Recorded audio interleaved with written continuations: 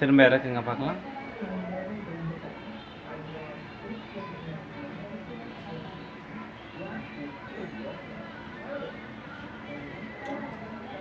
இப்போ இதில் பார்த்தீங்கன்னா திரும்ப ஒரு தடவை பண்ணுங்கள் பார்க்கலாம். ஆரம்பத்தில் தூக்கும்போது வலி இருக்கிறது இல்லை, இந்த இடத்துல தான் வலி வருது, இந்த இடத்துல தான் ரொம்ப வலி இருக்குது. அப்புறம் மெல்ல போனோடனே ஃப்ரீ ஆகிடுது. கீழே இறக்குங்க, ரிவர்ஸ் வரும்போது அது இந்த இடத்துல வலி இல்லை, இப்போ இந்த இடத்துக்கு அப்புறம் தான் வலி வரப்போகுதுன்னு நினைக்கிறேன். இந்த இடத்துல இதுதான் பெயின்ஃபுல் ஆர்க் அப்படின்னு சொல்லுவாங்க, ஃப்ரோசன் ஷோல்டர். பந்துக்கிண்ண பூட்டில் இதோடைய ப்ராப்ளம் என்ன அப்படின்னு பார்த்தீங்கன்னா, இதோடைய ப்ராப்ளம் என்னன்னு பார்த்தீங்கன்னா, இது வந்து ஃப்ரோசன் ஷோல்டர் சொல்லுவாங்க. ஃப்ரோசன் ஷோல்டர்னால் அந்த இடத்துல அந்த பூட் வந்து டைட் ஆகிடும், இந்த இடத்துல டைட் ஆகிடும். அப்போ நம்ம இந்த சைட் மிரர்லாம் ரிவால்வ் பண்ணுவோம் இல்லையா, டைட் ஆகிடும். இதுக்கு முக்கிய காரணமே இந்த பருமன் தான். இந்த பருமன் தான் இதுக்கு முக்கிய காரணம்.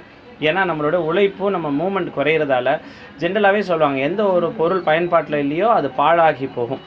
அது இரும்புக்கும் பொருந்தும், மரத்துக்கும் பொருந்தும், அது நம்ம உடலுக்கும் பொருந்தும். பயன்பாட்டு அதிகமாக இல்லாததால் அது வந்து அப்படியே கேட்ச் கொடுக்குது.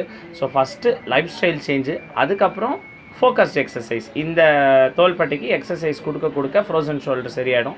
இதுக்கு இன்ஜெக்ஷன் போடுறதோ ஆப்ரேஷன் பண்ணுறதோ அவசியமற்றது.